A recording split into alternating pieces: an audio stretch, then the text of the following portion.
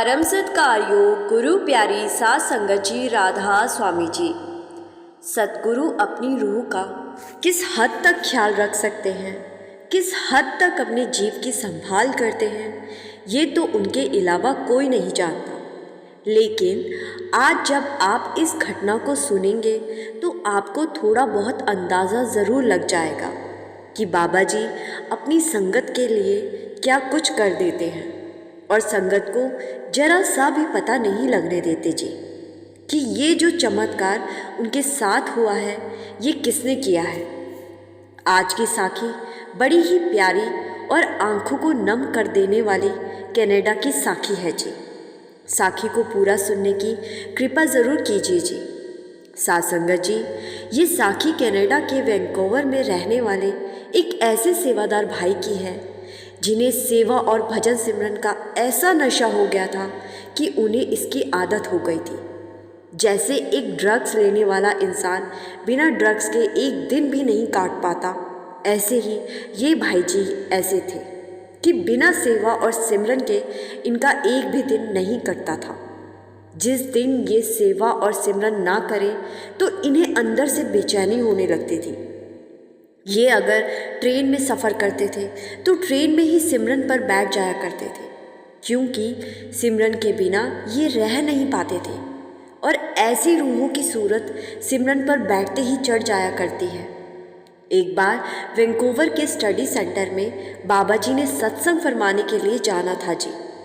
तो बाबा जी के आने की तैयारियां वहाँ शुरू हो गई। सेवादार दिन रात एक करके तैयारियां करने लगे। बाबा जी ने 10 दिन के बाद कनाडा में पहुंच जाना था। ये जो सेवादार भाई जी थे, इन्हें तो पहले से ही सेवा का नशा था, तो इन्होंने अपना एक बैग पैक किया और 10-12 दिन के लिए स्टडी सेंटर में ही रहने के लिए पहुंच गए।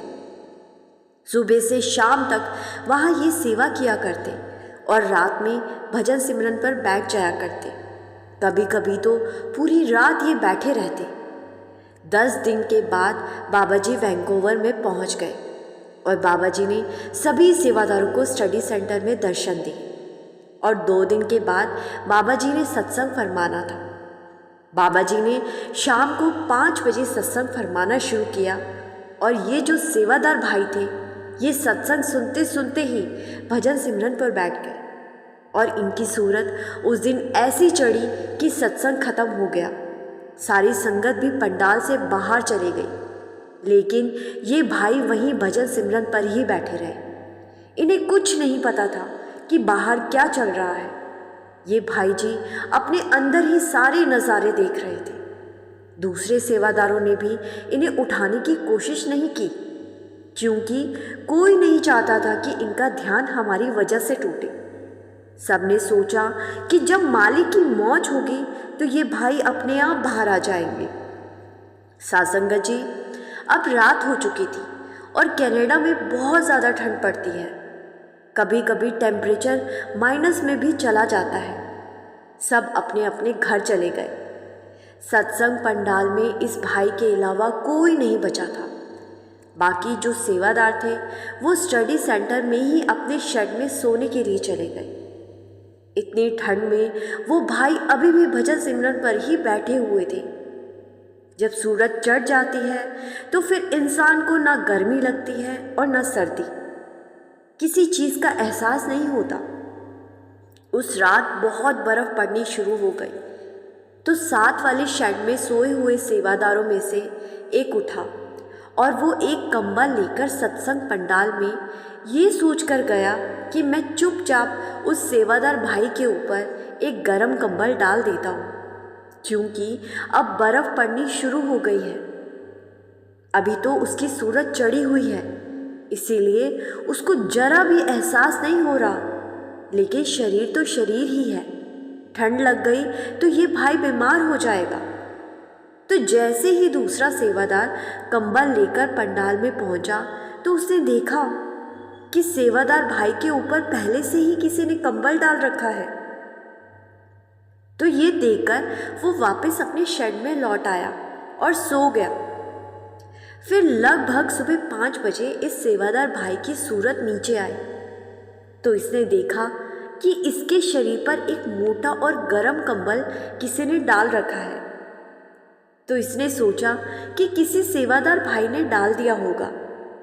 तो ये भाई कंबल लेकर शेड में गया और वहाँ उसने पूछा कि भाई जी, ये कंबल जिसका भी है वो अपना कंबल ले ले। लेकिन वहाँ उस समय 8 से 9 सेवादार थे, तो सबने मना कर दिया और कहा कि भाई जी, ये कंबल हमारे में से तो किसी का भी नहीं है। फिर वही सेवादार जो रात को कंबल डालने गया था वो कहने लगा कि मैं जब रात को आपके ऊपर कंबल डालने गया था तो किसी ने आपके ऊपर पहले से ही एक कंबल डाल रखा था, तो मुझे लगा कि किसी दूसरे सेवादार ने डाल दिया होगा। फिर इस भाई ने वहाँ के सभी सेवादारों से पूछा कि ये कंबल जिसका भी है वो वापस ले ले। लेकिन सबने एक ही बात कही कि ये कंबल हमारा नहीं है। अब सेवादार बड़ा ही परेशान हो गया और वो अपने मन में बाबा जी से अरदास करने लगा कि बाबा जी, अब आप ही बताओ मैं इस कंबल का क्या करूं, क्योंकि मैं नहीं जानता कि ये कंबल किसका है और किसने मेरे ऊपर डाल दिया है। साथ संगत जी, वो दिन पूरा बीत गया और कोई भी अपना कंबल लेने वापस नहीं आया। फिर रात में जब भजन सिमरन करने के बाद ये भाई सोया तो इसको सपने में पिछली रात जो कुछ हुआ वो सब कुछ साफ साफ दिखाई देने लगा। साथ संगत जी, जो इतनी ज़्यादा कमाई वाली रूहें होती हैं उनसे कुछ नहीं छुपता, वो सब कुछ जान ही लेते हैं। तो इस भाई को दिखाई दिया कि ये पंडाल में भजन सिमरन पर बैठा हुआ है और रात के 11 बज चुके हैं। फिर इसको दिखाई दिया कि बाबा जी इतनी सर्द रात में अपने कमरे से निकले हैं और एक कंबल को उठाकर अकेले ही सत्संग पंडाल की तरफ आ रहे हैं और बाबा जी ने चुपचाप गरम कंबल को मेरे ऊपर डाल दिया और वहाँ से चले गए। फिर बाबा जी के जाने के बाद 20 मिनट के बाद एक सेवादार भी पंडाल में कंबल हाथ में लिए आ रहा है और पंडाल के अंदर आने के बाद वो वापस पंडाल से जा रहा है।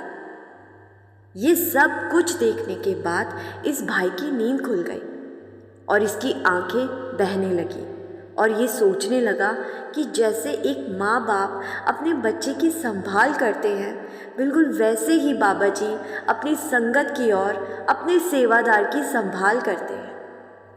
उस रात बाबा जी अपने कमरे में कैसे सो सकते थे, जबकि वो तो सब जानते ही थे कि उनका एक बच्चा बर्फीली रात में पंडाल में बैठा हुआ है। तो बाबा जी अपने बच्चे की संभाल करने के लिए इतनी बर्फीली रात में पंडाल में पहुंच गए। ये घटना इस भाई ने सभी सेवादार को बताई। ये सुनकर सब के सब बहुत ज़्यादा हैरान रह गए और आपस में बात करने लगे कि बाबा जी को हमारी कितनी फिक्र है। साथ संगत जी, ऐसे गुरु मिलना बहुत मुश्किल है जी, जो अपनी संगत का अपने बच्चों की तरह ख्याल रखते हैं जी। संगत जी, साखी अच्छी लगी तो लाइक, शेयर और कमेंट में राधा स्वामी लिखना मत भूलिए जी। गुरु प्यारी साथ संगत जी, राधा स्वामी जी।